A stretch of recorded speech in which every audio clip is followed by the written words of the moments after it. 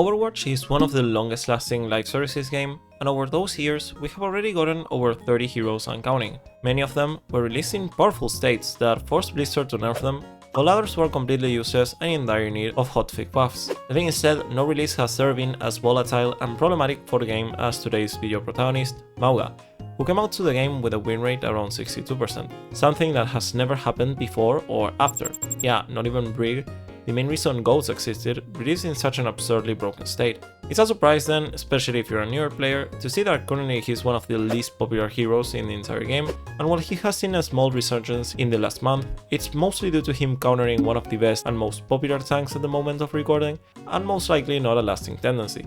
As a disclaimer, I do actually play a good amount of Mauga, which is why I really wanted to make this video and give my point of view on his current state and what could be done to make him a bit more fun to play with and against. If you have anything in particular to say about him, you can always write in the comments down below. To begin with, let's go over Mauga's release to see why he came out the way he did and how everything went downhill. Mauga came out as part of the first hero trial, which allowed us to play him in quick play and other non-ranked modes during a weekend before he actually released, as he was revealed during BlizzCon of 2023. Mauga was a very requested hero and one that Blizzard intended to release as far back as when Sigma was in development, as his kit was originally meant for Mauga, though many were pretty excited about being able to finally try him out. That being said, since it was the first hero trial and 6v6 wasn't an option at the time, every game was basically a Mauga mirror where both Maugas just shoot to each other, forcing most support players to either play Ana to anti him or play Kiriko to cleanse the nade. A very important thing to notice is that his miniguns were far stronger than currently when shot at the same time, while every other part of his kit was far weaker, which has been confirmed as a last minute change, as in development his kit encouraged a higher risk-reward playstyle. On the trial his charge was slower, had a longer cooldown and worse maneuverability, while shooting each gun individually had higher spread, so playing at mid-ranges wasn't as good of an option. It's probably due to very low data then, as most games were mirrored, that Blizzard simply decided to turbo buff him as he officially launched into ranked, leading to the highest win rate hero in the history of the game and the most toxic meta ever. Made worse by the fact that Mauga was locked behind the Gotham Battle Pass, making the game basically pay to win. It was so bad that people quite literally quit mid-game just to buy him. It was actual insanity. To make matters worse, he came out just as Blizzard went on vacation for the holidays, so there was no chance to hotfix nerf him or anything of the sort. Around a month later, Blizzard thankfully gutted him completely, nerfing his damage and by consequence his sustain by a whole 20%, making it harder to burn enemies and nerfing his ultimate duration. After these changes, players just stopped picking him altogether. He wasn't fun, he had a very binary and boring playstyle, and now he was also extremely weak. Mauga's entire existence on his release date was to shoot at the enemy tank with minimal effort, force them to swap to a counter or lose the game, and even then he was so overstated you could blindly pick him as counter picks weren't as much of an issue. If anything, you would force the enemy to mirror you. Since his charge had lower damage, higher cooldown and just worse everything basically, you will only use it to get closer to the enemy tank, so it was a boring and basic movement ability with a potential stun that was very hard to land. His cardiac lasted for longer and had a shorter cooldown, but was worse as a burst sustain option. He also had a very hard time lighting squishes on fire, as his primary had higher spread and the burn itself lasted for shorter, so poking and applying pressure at any range that wasn't up close wasn't really an option. He was brain dead easy to play, and yet people didn't want to pick him. The cherry on top was his complete lack of utility or ally damage mitigation, so no one wanted to play with a Mauga as their tank either, especially support players as they were forced to healbot him to keep him alive. On a more positive note, after some months and multiple adjustments, the devs did try to give him more ways to utilize the tools on his kit, by making his charge and stun more crucial to his success, increasing its damage, lowering its cooldown and making it easier to maneuver, while providing extra synergy between the charge and cardiac, as the current version allows you to heal all the damage you deal for a short duration rather than a portion of it, including your stomp, so you get highly rewarded from landing it, which isn't as easy as it seems, but can turn fights around if timed correctly. They also buff his long range presence by reducing the spread of the individual miniguns and buffing the burn duration, so igniting a squishy target from afar is something you can actually go for. That being said, none of these changes actually made him more popular. Sure, he pops up here and there on the highest leagues on when rollhog becomes meta, but despite making him a bit more nuanced and allowing him to do more than brain dead spamming at the enemy tank, no one actually wants to play him, so why is that? To begin with, let's look at his stats and his model. Mauga is huge, so anytime he isn't taking cover, he will be receiving damage, and while he has a big HP bar and some armor, it really isn't enough to feel like he can poke or hold open spaces without getting constantly healed, unless you're shooting at the enemy tank. Well, it is easier to burn squishies now, and the burn lasts for longer, which allows his passive to have higher uptimes, which converts into higher sustain. Most of them will immediately take cover after being burned, which essentially means you need to move to the next target, starting the burning process again, or just focus on the tank, which is less likely to take cover. Sadly, just focusing on the tank is very matchup dependent, as any tank with a shield can simply mitigate his damage and sustain, restraining his options and agency, while longer range poke heroes have an easier time taking cover once you burn them. This is made worse when you look at which are the most popular tanks in most ranks. While Hawk might be popular now, D.Va, Sigma, and even Rein are usually on the top of pick rates, so some of his harder counters are also some of the most played heroes. Obviously, thanks to his charge being an actual ability now, it means you can ignore the poke and holding space in favor of a more dive-oriented playstyle, charging in, landing your stomp, and setting up your team for easy picks. The problem with it is that while stomping a frail target will more often than not convert into a kill, not landing set crit is usually a death sentence, and sometimes, even if you do kill someone, you might still immediately get blown up by the enemy team, which in a solo tank world is the worst thing that can happen. This is the biggest skill check on Mauga, which many might believe is correct for him to have, and while it makes sense for other style of heroes, tank players are not the ones to enjoy this playstyle, and dying every time you fail will easily push anyone away from playing him. While he has Cardiac as a defensive cooldown, he's very reliant, again, on which heroes the enemy team has, and if you're able to actually shoot someone. It has a nice interaction with his charge as I mentioned, but you won't be able to use it every time to sustain yourself. Every dedicated dive tank has higher uptimes or more reliable defense or movement options that allows them to survive engagements. D.Va's boosters or Winston's jumps have lower cooldowns and less matchup reliant defensive tools.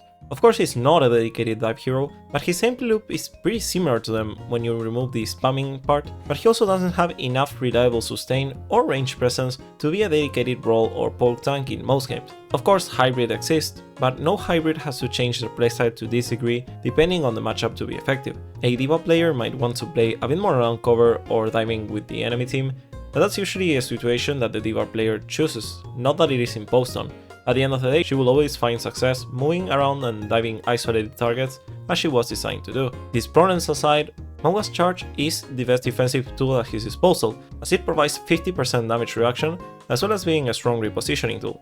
The problem which affects the experience when you start playing him is that at first glance you would think this is just an ability to engage or get up close, similar to Ryan's charge, but it is also his best disengage tool. You really need to play around this short cooldown a lot.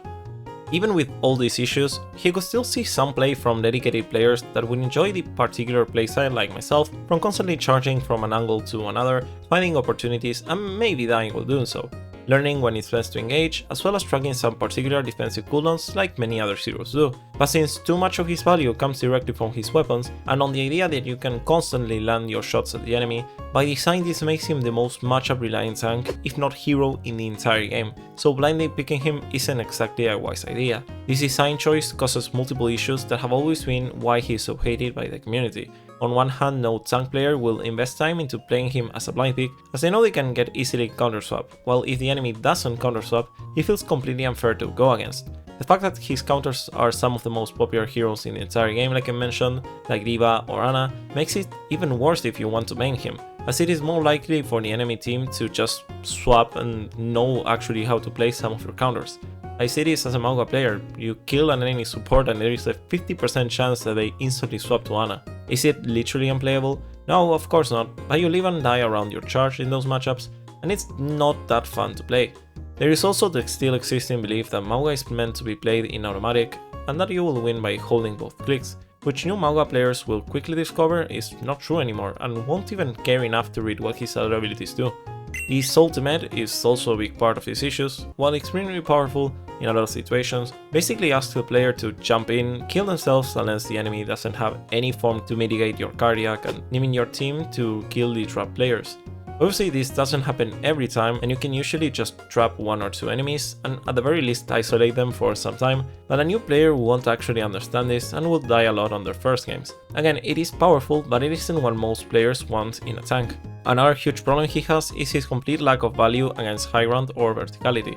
While there are heroes like Rein, Sigma or Junker Queen that lack vertical mobility, they can still provide value against an enemy on high ground. Rein and Sigma can just shield their damage, while Junker Queen can hook them off of it.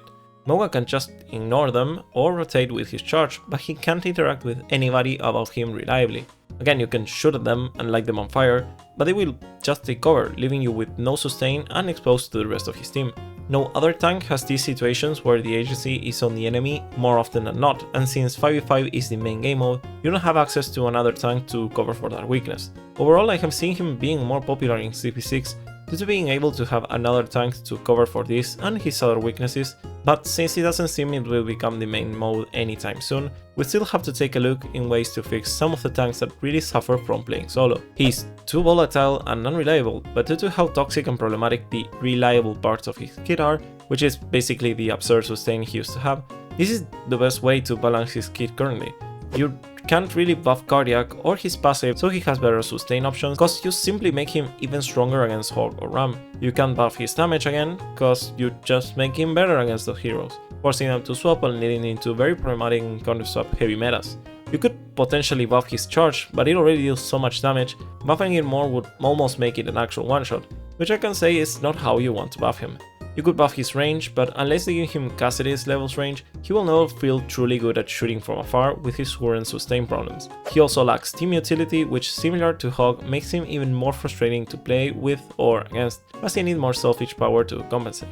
So is there anything Blizzard can do to him?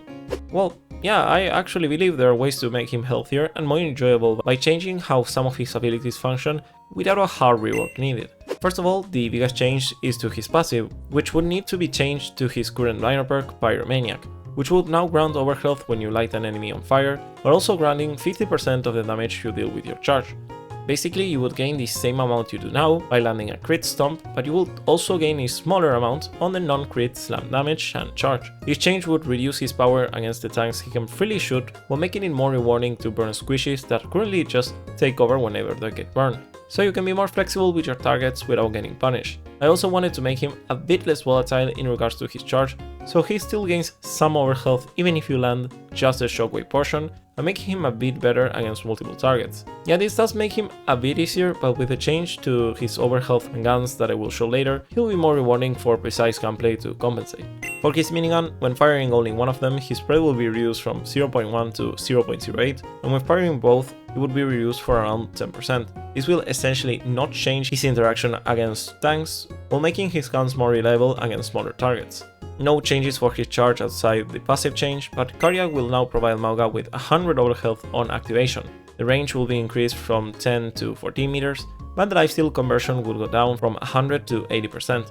These changes would allow Mauga to have a more reliable burst sustain option against heroes like Diva or Ana, who can mitigate his damage and lifesteal entirely while reducing the edge cases a bit, so he can more reliably go in and out as he needs. At the same time, the range on the ally effect will go up so it's actually usable in ranked, allowing him to provide a unique form of utility to his team.